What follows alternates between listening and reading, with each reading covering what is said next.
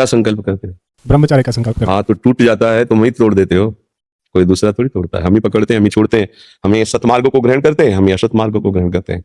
अभी आपकी निष्ठा में दम नहीं है। वो दम जो आती है ना, भगवान के भजन से आती है। जब आपके अंदर आध्यात्मिक बल होगा तो एक बार सोच लिया, अब वही होगा। चाहे आग में झोंक दिया जाए तो भी वो बात बदलेगी नहीं। ये दम आती है भक्ति से। भक्त सब कुछ सह सकता है।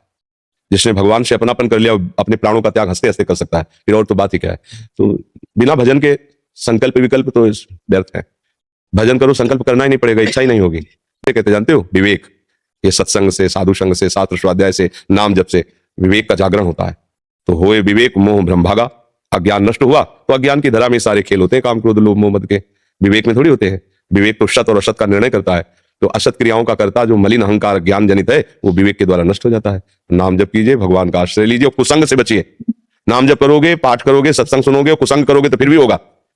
कुसंग होता है एक वृत्ति से और एक होता है व्यक्ति से। बाहर के व्यक्तियों का कुसंग ना हो, गंदा दर्शन, गंदा संभाषण, गंदी बातें सुनना। ऐसे ही अंदर की वृत्ति भी गंदी हो तो उसका संग न करे, उपेक्षा कर दे। जैसे गंदा आदमी हमें गंदी बातें सुना रहा है तो हम भगाए नहीं, लेकिन अपने आप को हटा दें। साथैला ही तो है, बच्चा और है क्या है? यहाँ भरा है मल, मलाशय यही है, मूत्राशय मलाशय सब यही है और उनके निकलने के द्वार है। और कौन सी खास बात है? बुद्धि भ्रष्ट है, मलिन है, तो इसलिए ये सब बातें हो रही हैं। क्योंकि अभी इतना ही सुख है संसार में। संसार का आखिरी सुख यही है, रुपया कमाओ, घर बनवाओ, ब्याह करो, लड़का बच्चा पैदा करो, मर जाओ, नरक जाओ, स्वर्ग जाओ, बस ये इतना ही है। आगे जानते हैं नहीं, बस इतना ही सुख है। बस आगे को कोई पता नहीं। और इसमें क्या मिला है? करोड़ों अरबों जन्म हो गए, मिला क्या है? फिर वही भोगो।